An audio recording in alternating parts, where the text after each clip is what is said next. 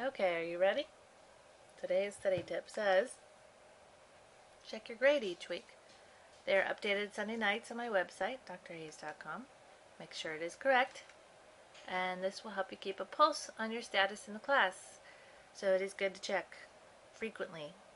One, to make sure that I didn't make a mistake, because I type them in, and I do make mistakes. Two, because you need to know exactly how you're doing at all times, right? So that there's no surprises at the end, and you have time to fix any problems right away. So check them every Sunday night, okay, or Monday morning.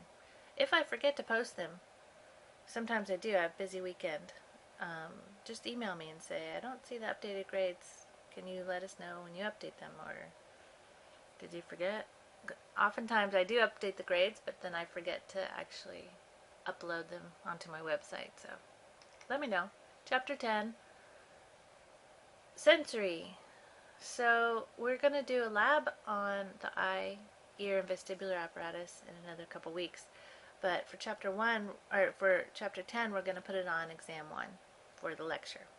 So the lecture material will be on exam 1, lab material on exam 2. And because you learn it all now, it's going to go super smooth when we do this busy lab day for the eye, the ear, vestibular apparatus in a couple weeks. So a review from the reflex lab, afferent input. So we detect stimuli in our environment.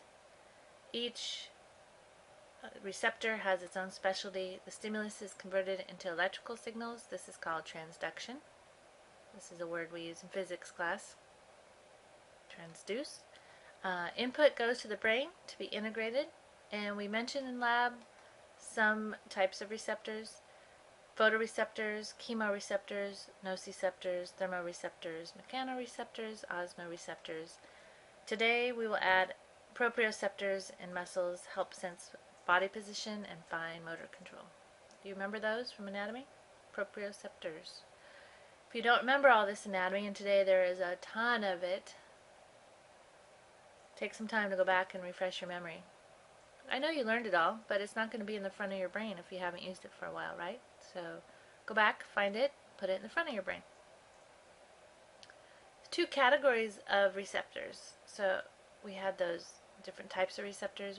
We kind of put them in the two categories: phasic receptors and tonic receptors. So this is about adaptation. So like the example I usually give is when you sit down, you come to class, you sit down in a chair, you feel the chair underneath you right away, like I'm sitting. And you wouldn't really need to constantly have those action potentials going from your legs up to your brain saying, chair under me, chair under me, chair under me, chair, chair, chair. It's just not, it takes up brain space, it's not necessary. We have to kind of pick and choose the things that are important, right, so that we can pay attention to them. So that would be a phasic type of receptor, fast adapting. So remember we've looked at this before, where these lines indicate what? What are these lines here?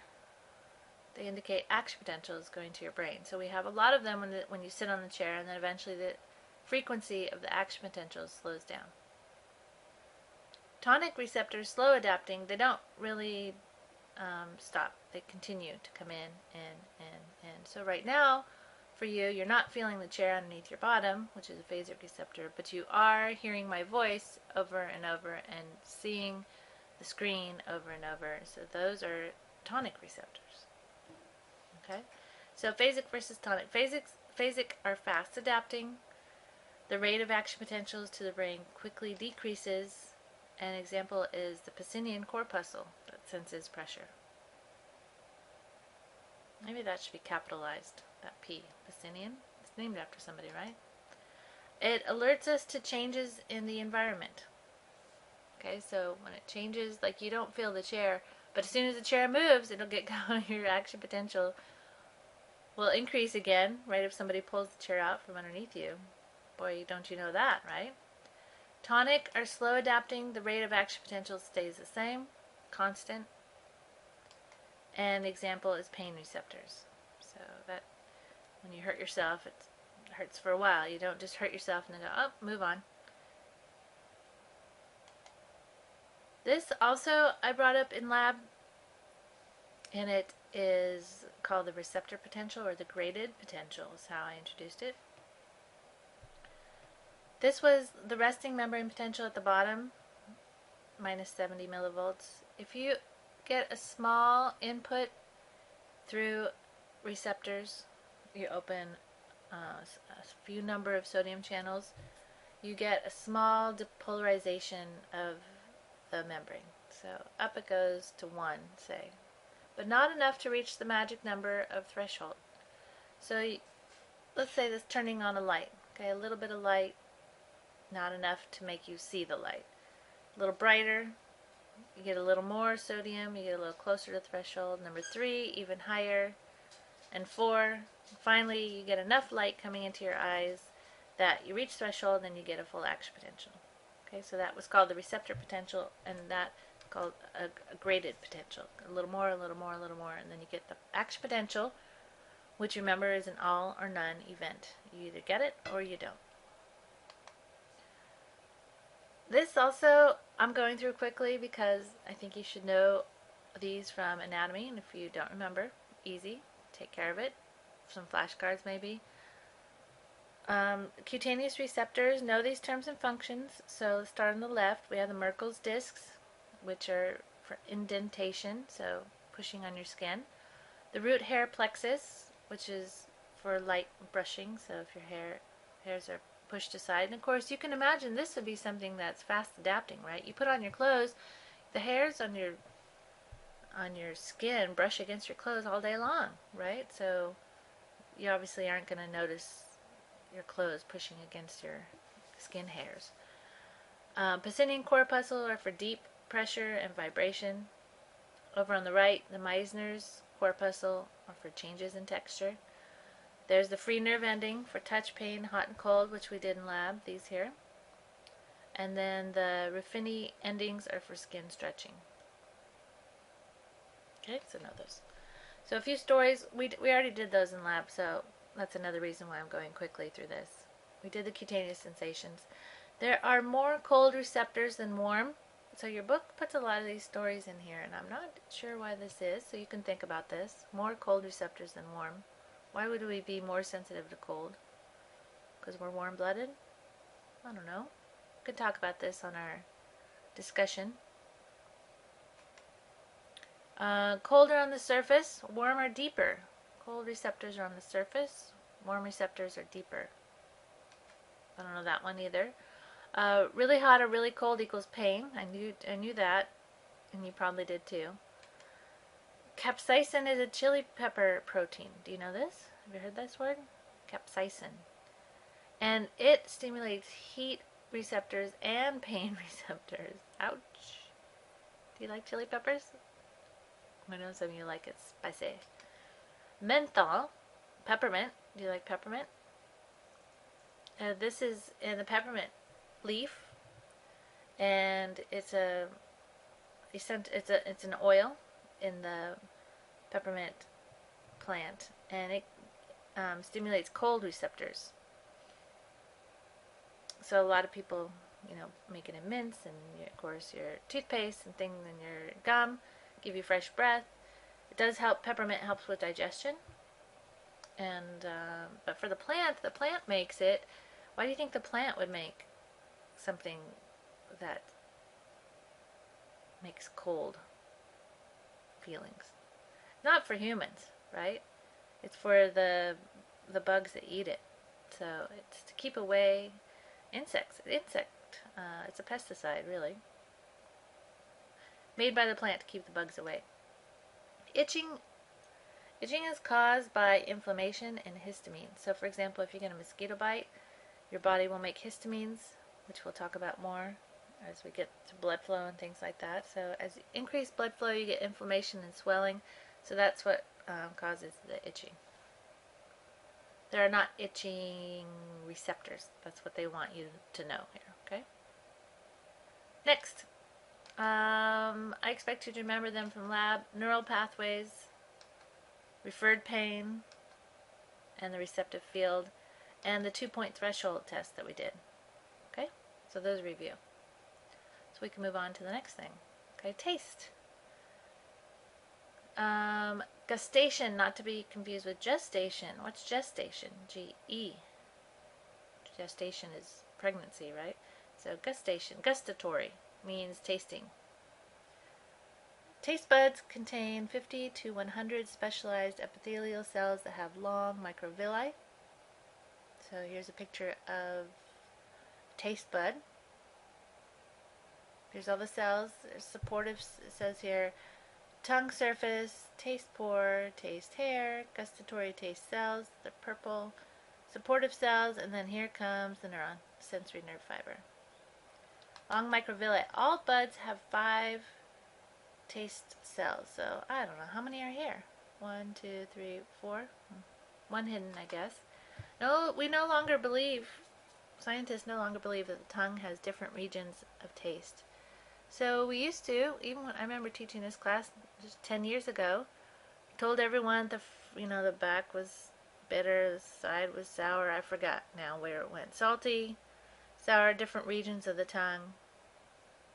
And then now they go, nope, you're all wrong. It's kind of fun when scientists figure out we're wrong. I like that. Because, when I talk to you all the time, I'm telling you all these things, like I know everything and this is how it is. It's not true, right?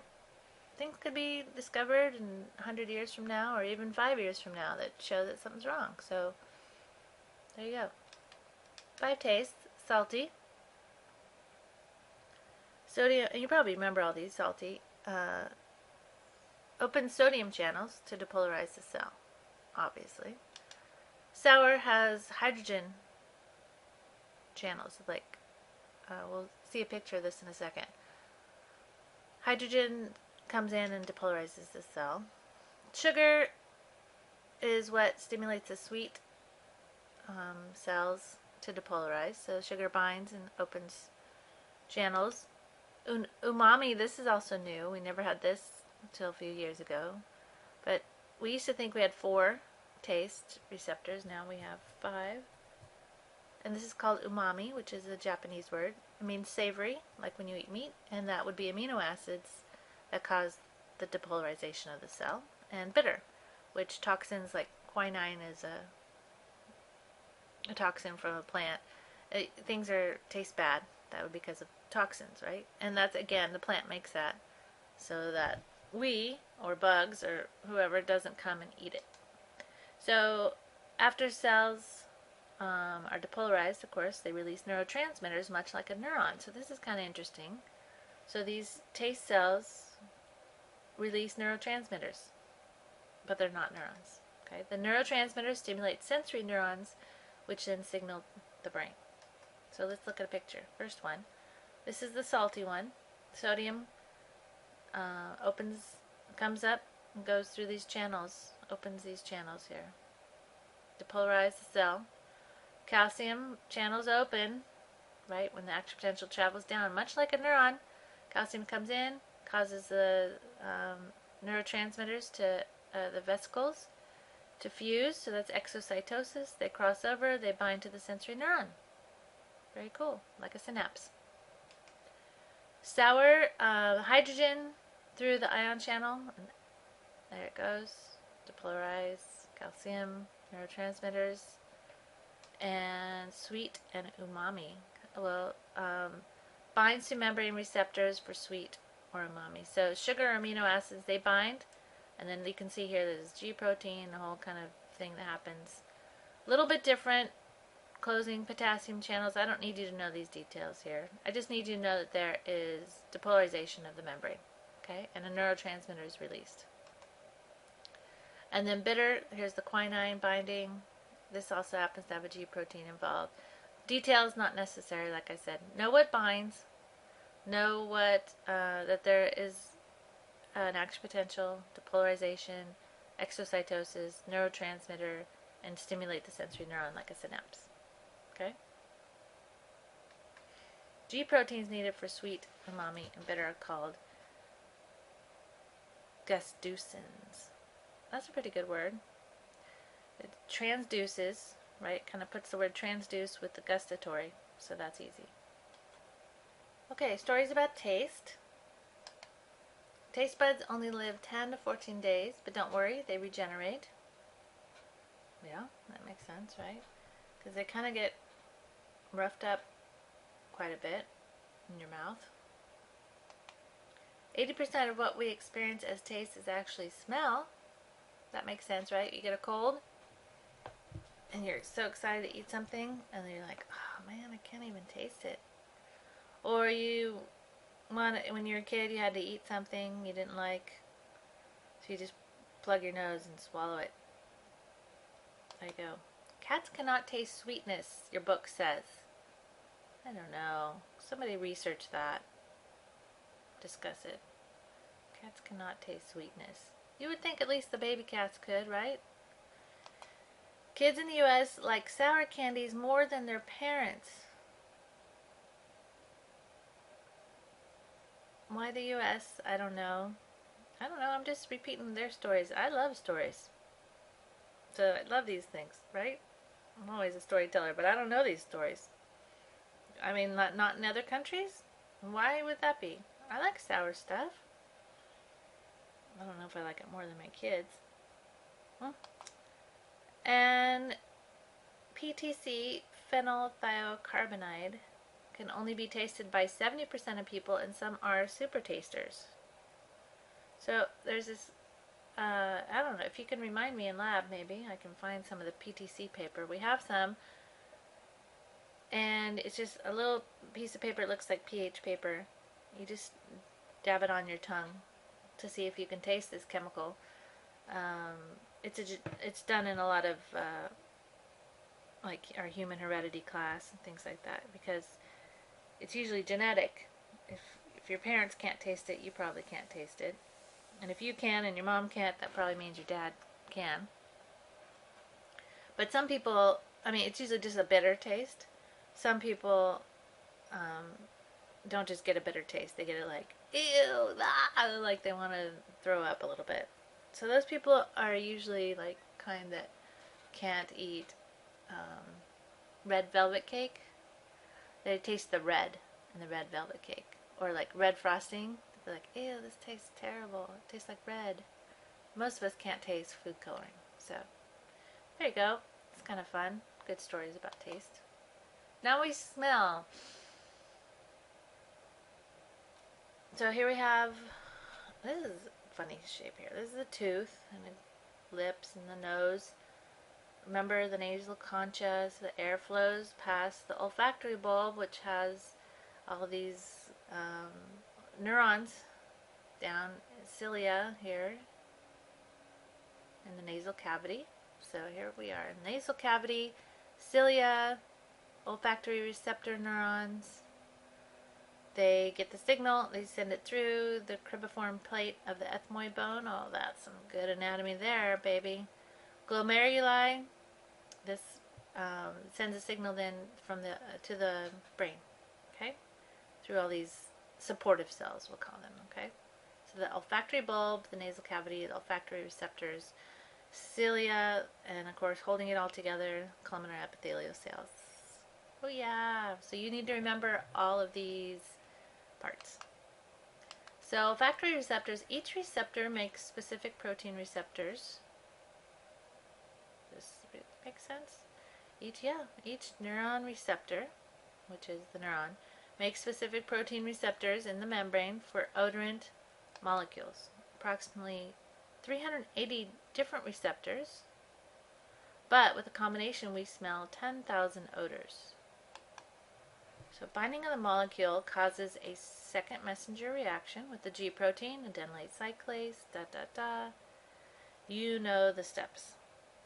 So we went through that in last lecture. The cell is depolarized and you get an action potential. So 380, but 10,000 odors we smell. I think, it's a big market, perfumes and smells and things like that. You can go to some stores and it has a smell. Disneyland, has a smell that they diffuse throughout the park. Makes you have a certain feeling, right? So we have smells with feelings, and so One time I was selling my house and I was reading directions. I was reading ideas on how to sell your house, right? If you have an open house, get someone to sell it. And one of the things was bake chocolate chip cookies right before you leave and put them out on the counter so that people come to visit the house. They smell the chocolate chip cookie from the baking that you did, and the oven is, the kitchen is warm, and the cookies are there, and they can eat the cookies. It totally worked. I swear that's the reason people bought my house. Cookies. So there's synapse with the second order neurons in the olfactory bulb, then to the brain. So memories and smells. There's a direct connection from the olfactory bulb to the cerebral cortex, and we make connections with memory regions of the amygdala, the hippocampus. Other senses, like taste, first pass through the thalamus before going to the cortex. So it's thought that because there's a direct connection with smell, that's one reason why smells give us memories more easily than taste. Although taste do too, right? Maybe you tasted something in a really great place, or your first time you had something, you were at a really fantastic party or something like that. It might have good memories for you. So think of all the smells that give you feelings. My family, we go camping. Everything tastes better camping. That's what we say. So, like when you make a s'more, marshmallows, you can't do that at home. It doesn't taste the same. If you make spaghetti and meatballs, you know, when you're out camping, it tastes so good, and you come home, you're like, spaghetti. For some reason, we think everything tastes better when we're camping, having good times. What if you study with a scent in the air? Would that help you to remember physiology better? So if you are stimulating your brain with a smell while you're studying, could you make a memory better? So I do have a student who did this last semester. He said he studied with peppermint scent. So he had, he got some essential oil, peppermint essential oil, and you can buy this at, I don't know where can you, I buy this. You can buy this at like Whole Foods, or near the college we have a New Leaf Market. They have essential oils, and it's really, really strong, the peppermint. And all he does, like you can buy a fancy diffuser to put the oil in and have it, you know, waft into the air. But you can just put it on, he put it on a cotton ball and set it on in a little bowl next to his study area. Whenever he studied, he had the peppermint smell. And then during the test, he would chew peppermint gum to kind of bring back the study kind of feeling. He swears that it helped him, and I bet it probably did. I use peppermint oil for headaches, and it's super strong. So I put a little bit on my fingertips when I get a headache, and I put it, you know, on right on the edge of my scalp. So I smell it, and sure enough, that cool feeling goes right through me, and it gets rid of my headache right away. I really like it, but you got to be careful, because if you get it too close to your eyes, it'll burn the heck out of you. And so some people dilute it first, like they put a drop of olive oil and then a drop of the essential oil to kind of dilute it first. You can put it on your feet. It's a aromatherapy kind of things. Okay. Anything to help you study and do better. I bet that guy smells really good. Peppermint. So here's something for you to do some research on. How is the hotness of chili peppers measured? What is the hottest chili pepper of all? Is it true there are illegal peppers? Like, you can't sell them? And does drinking milk calm the heat? So, like, can you really eat hot peppers and then drink a bunch of milk? Does that help? And why? If so, explain the physiology. If not, what can be done? I cannot eat hot. The older I get, the more I can, because my taste buds are gone, are disappearing. But I am still sensitive stomach, unfortunately. Good old European genes, I'm afraid. Hotness. I can't do it. One of my students told me about a place in downtown San Jose where you can eat hot chicken wings. And you get your picture up on the wall if you eat 12 wings within 5 minutes or something, and how he did that, how painful it was. Let's research all this. We'll discuss it on our online, okay? So let's work on that there. Vestibular apparatus and hearing. Okay, so here we go. Anatomy. Sound comes through the air to the auricle. Remember, that's the name of your ear. It kind of funnels it. It's like a funnel to take all the sound into the external auditory meatus. Here, you can put your finger there into your ear, the auditory canal. Then it shakes the tympanic membrane. Then it goes to the ossicles of the middle ear, the malleus, the incus, the stapes, to the oval window, which then shakes the fluid inside. The sound goes, the waves then go through the cochlea, where we then have hair cells that bend, stimulate the cochlear nerve. Also attached to it is the semicircular canals, and they come into the vestibular cochlear nerve together. Everything goes up to the brain. Here's the auditory tube. This is the part, that gets plugged up when you have a cold, so you can't hear. What else is here for you to know? Let's go through let's do the vestibular apparatus details. So we have how many canals? 1, 2, 3, right? So this lateral canal is the one that we're going to use in lab. We're going to use the spinning chair experiment. So that will be stimulating the lateral canal. This posterior canal is if you are moving, doing a cartwheel, side to side. Posterior canal. And then the anterior canal is stimulated when you bend forward. Like if you're going to lean down and tie your shoe, you're stimulating the anterior canal. So together, these are like a gyroscope with the X, Y, and Z plane to tell you where you are in your environment. And you also have, for acceleration and deceleration, you have the utricle and the saccule. So everything here is full of fluid and hair cells that bend. So here's the cochlea for hearing. So inside there, we have the hair cells that have, I don't know if you learned this in anatomy. I've had students tell me they didn't. But there are hair cells that are different heights. The taller one is called the kinocilium, and the smaller ones are called stereocilia.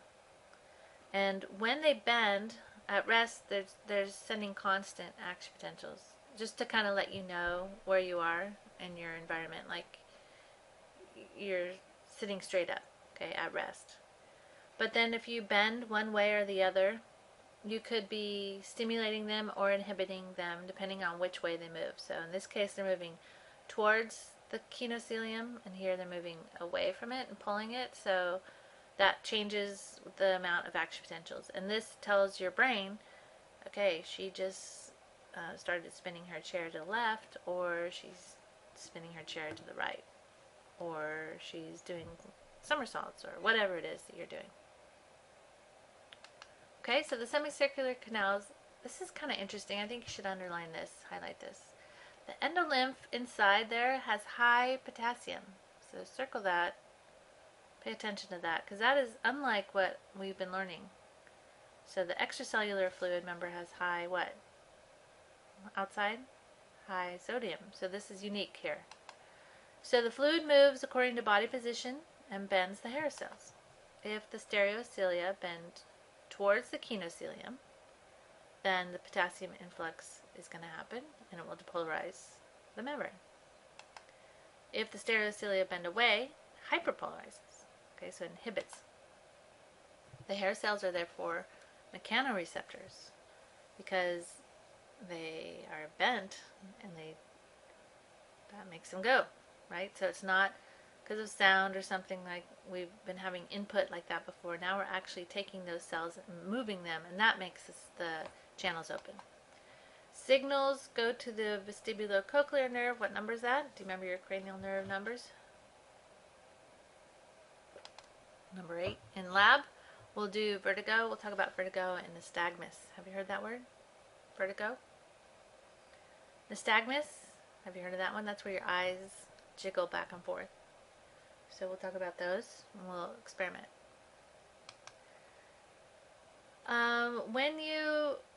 The cupula, so those hair cells go up into the membrane here at the top, and the cupula bend in the opposite direction of the head movement. They lag behind in the endolymph. So if I'm to tilt my head left or right, I'm going to show you this in lab because it's really hard for me to show you now since just me sitting in my workout clothes since I just took the dog for a walk. And if you bend to the left, the hair cells kind of drag behind to the right. So really, the hair cells are moving right, and your body is moving, your head is moving left. If you look then at what we just wrote here, it says the cupula bends in the opposite direction of the head movement. They lag behind. So I'll show you this in class to make sure you understand. The otolith organs are the utricle and the saccule. They also have hair cells that bend. The otoliths are little pieces of calcium carbonate, which, correct me if I'm wrong, but I think that's what a kidney stone is. Calcium carbonate crystals. Those otoliths inside there move with the fluid, and they push the hair cells. The utricle is sensitive to horizontal acceleration, so this would be driving in a car, right? Back and forth, utricle. And the saccule is sensitive to vertical acceleration, so up and down. You don't do that quite as much, probably as horizontal, but vertical, being in a elevator or something like that, or just sitting down, standing up, is enough to stimulate the saccule. How many C's in saccule? 2. Saccharide, 2, so it's easy to remember. Spelling is important. Okay, I think that's all I have to say about the otolith organs. Now when the sound waves come through the cochlea, in this picture they unwrapped the cochlea, so it's no longer snail-shaped. The different sound waves push against the oval window and stimulate different parts of the cochlea. These little lines here in the middle represent the hair cells. So the really low-pitched sounds, like the blue one, this is a low-pitched sound. So it says here 500 hertz. Stimulate hair cells more towards the end, just because of the movement of the endolymph and the way waves work. The hair cells down at the end, which we call the distal, remember, and proximal, they get stimulated, and that's how your brain knows what sound it was. Which of these hair cells is bent and sends a signal to the brain. So if it's down here, it's a low-pitched sound. If it's towards the proximal end, it's a high-pitched sound. These are the high-pitched sounds in red here, so 2000 hertz. Green are kind of in the middle, but that's how your brain decides, is which of these hair cells is stimulated, tells you whether it's a high or low-pitched sound. Very cool. So it's also cochlea, also full of endolymph fluid and hair cells with stereocilia. The sound moves the fluid which bends the hairs. Action potential is created. Loud sound just makes more action potentials. So we've talked about this before. You make just the frequency increases, the louder it gets. And in class, in lab, we are going to test our hearing. We're going to use the audiometers, see how it is. Low-pitched sounds stimulate hairs at the far distal end, and high-pitched sounds stimulate the proximal end. What else do I have here? In lab, we're going to learn about, your book goes into, this is a long chapter. I mean, I don't know if you've read it. I'm doubting you have, but you should breeze through it at least. It's like 40 pages. It's hecka long. It goes into conduction deafness, which I do want you to know, and sensory deafness, but I'm going to ask you about it on the lab exam, okay, when we do the exam 2. So you'll learn about it then in class. Now we go to vision, the eyeball. Yes, you need to know all these words. So it is a big anatomy day. Light goes through the front of the eye, which is clear. What's that called? Cornea. The fluid in the front here. Fluid in the back. The vitreous humor, the aqueous humor. Do you remember those words? Then it goes through the hole, which is the pupil. The iris goes around and lets more or less light in, right? It dilates, constricts. That's where the color part of your eye is. Then the light goes through this piece. What's this piece? That's the lens. The lens is always, the shape of the lens is convex. It's either more or less convex. It either gets a little skinnier or a little fatter, depending on what we need to focus on. To make it skinnier, we pull on it. And to pull on it, you have the suspensory ligaments attached to the ciliary muscle. So I don't think they label the ciliary muscle here, but they do the suspensory ligaments. And then we focus the light through the fluid of the vitreous humor back to the fovea centralis. That's got the most receptors for the color. What are those called? Rods or cones? For color, we have cones, right? Rods are more out on the outer edges over here. Cones are more towards the middle, but here where the optic nerve is, we have no photoreceptors, remember? That's called the blind spot. The other layers, the white part, remember, is the sclera. Remember the sclera, the choroid, and the retina? Do you remember all that? So pretty much you need to know all these words here.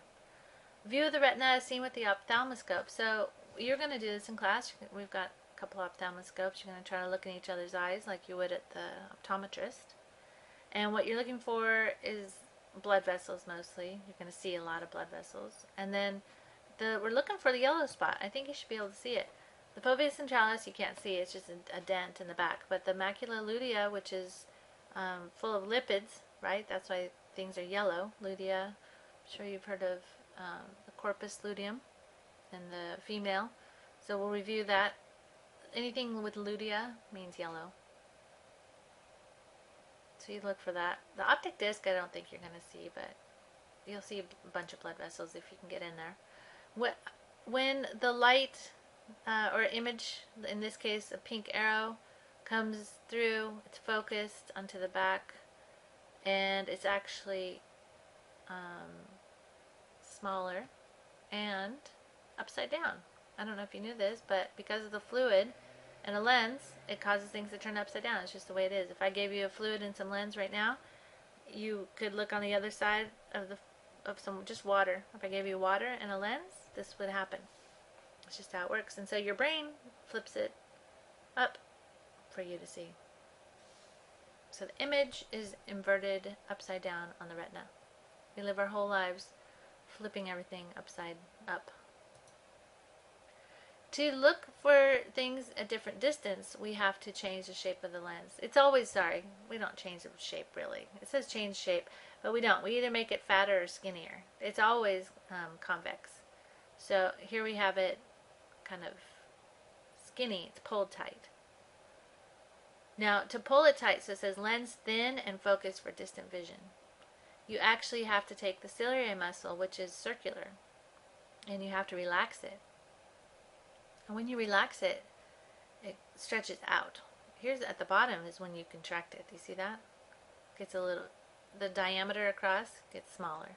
Here the diameter gets larger. So when it relaxes, it pulls on these fibers. When they pull on the fiber, the lens becomes thinner.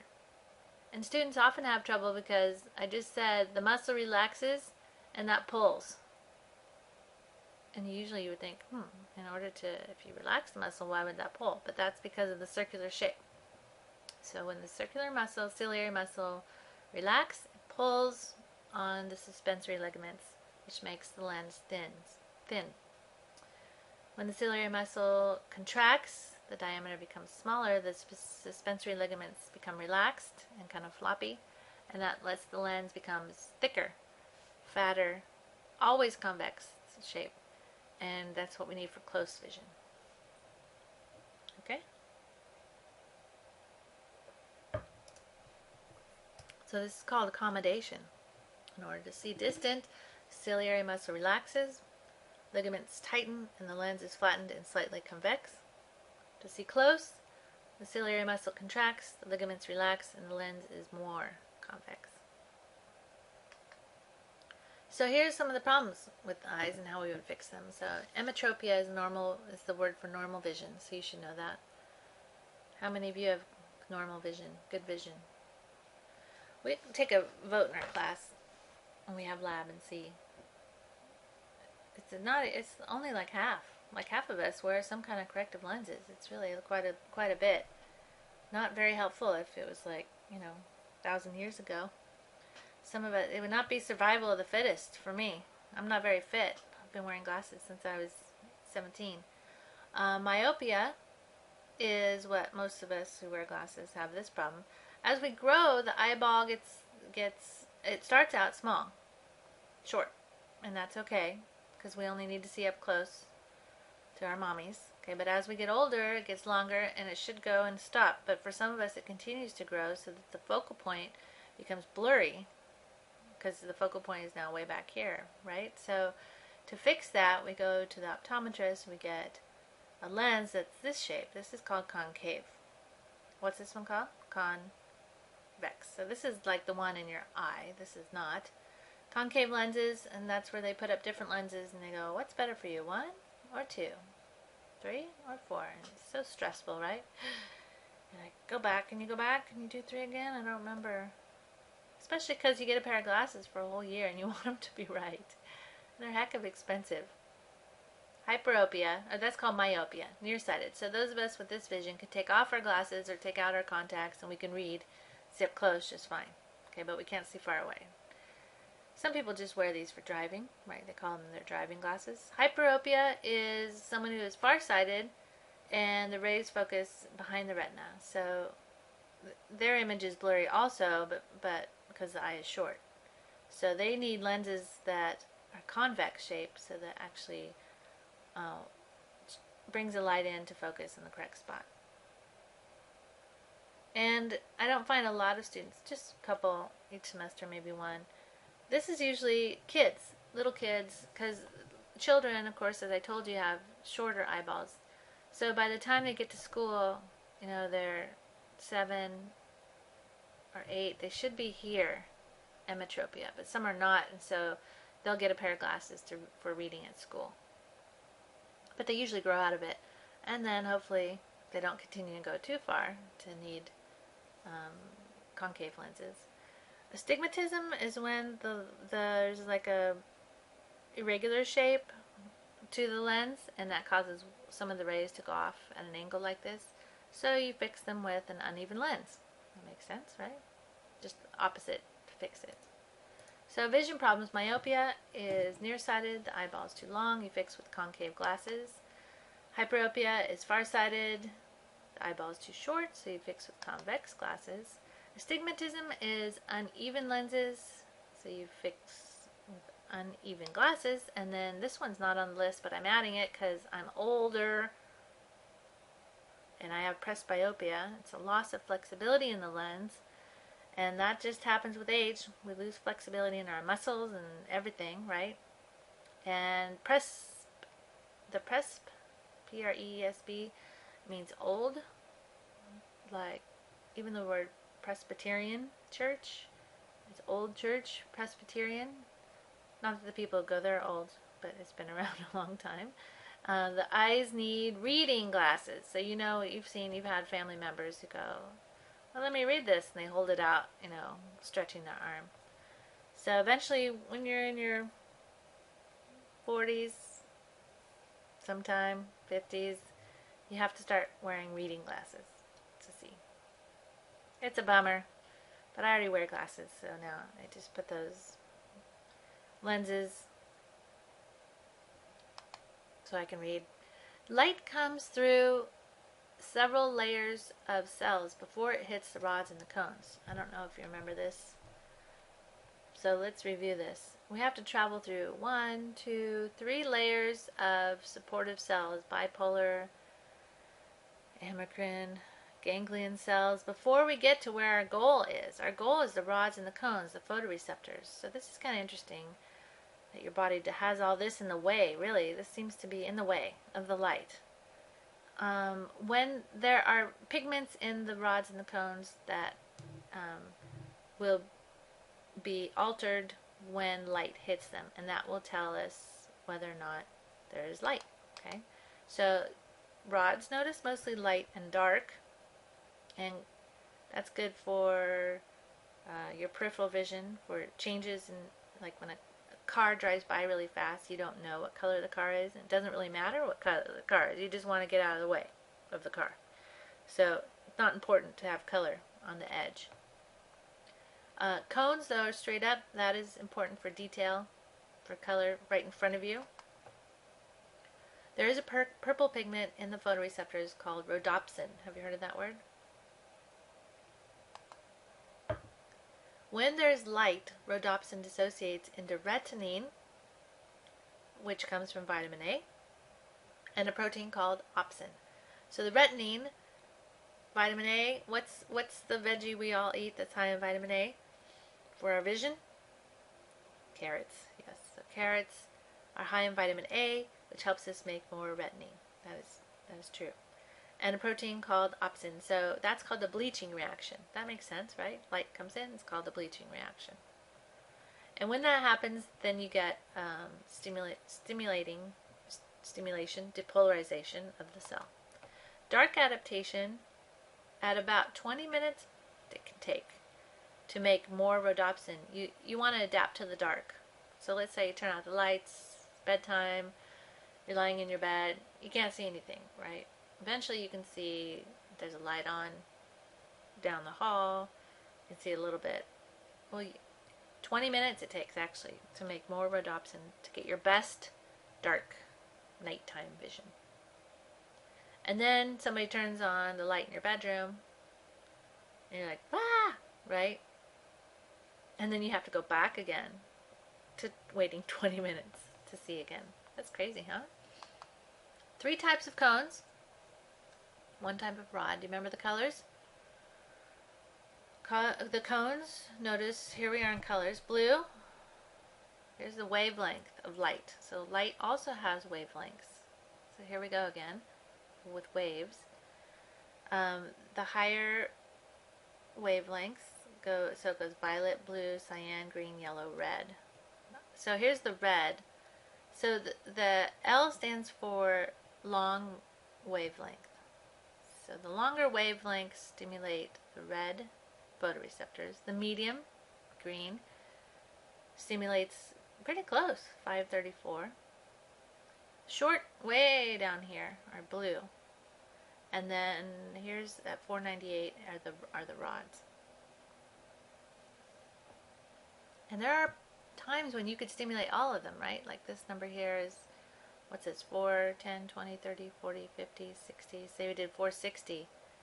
You could go right up, stimulate the red, the green, the blue, and the rods. And so this, mixes all the colors for you, right? So you don't necessarily see red and green, you see yellow, right? So whatever color it is, you have the ability to mix them, and that's because we have trichromatic color vision. So S is short wavelength cones, they're blue. M is medium wavelength cones, they're green. L is long wavelength cones, they're red. The overlap shows light can stimulate more than one, and during the day the light bleaches out the rods. So the cones are used during the day. The bipolar cells are in this picture they're red. But what I wanted to see is that the cones come in, each of them has a bipolar cell and a ganglion cell that goes with them, and so there's no convergence. And the other side has that's a 1-to-1 ratio. We have, say, 3 rods going into 1 bipolar cell. So I wanted you to see how you get more detail out of your cones because of this, and less detail out of the rods because of the convergence of the bipolar cells. Okay, so the neural pathways, because of convergence of bipolar cells, the rods have a maximum sensitivity to low light levels. A 1-to-1 ratio at the cones gives them a higher visual acuity but lower sensitivity to light. So we don't really see color at night. And San Jose used to have all yellow sodium lights everywhere at nighttime in the streets, and that makes it really hard to see color. it's good because that those lights don't give off a lot of extra light into the sky. But now they're switching over to LED lights, which I think are way too bright. But some people like them. I think I always feel like there's a car coming around the corner when it's actually just a lamp post. So bright. The fovea centralis is best for visual acuity because the bipolar cells are parted away in that area. So like kind of on your hair, you part your hair and the hairs go to each side. Right in the center, you can actually get sunburned, right, on the part of your hair. Well, this is what the fovea centralis. If you look in your book, there's a picture that shows that the bipolar cells are kind of parted away, so then that light can easily get to the rods. Signals from the photoreceptors meet at the optic nerve to send a signal to the brain, and there are no photoreceptors on the optic nerve. That's called the blind spot. So this will be a fun lab. We'll get to do all these experiments. There's a whole bunch of them to do, so be sure you read ahead. I'm sure there's a quiz before it.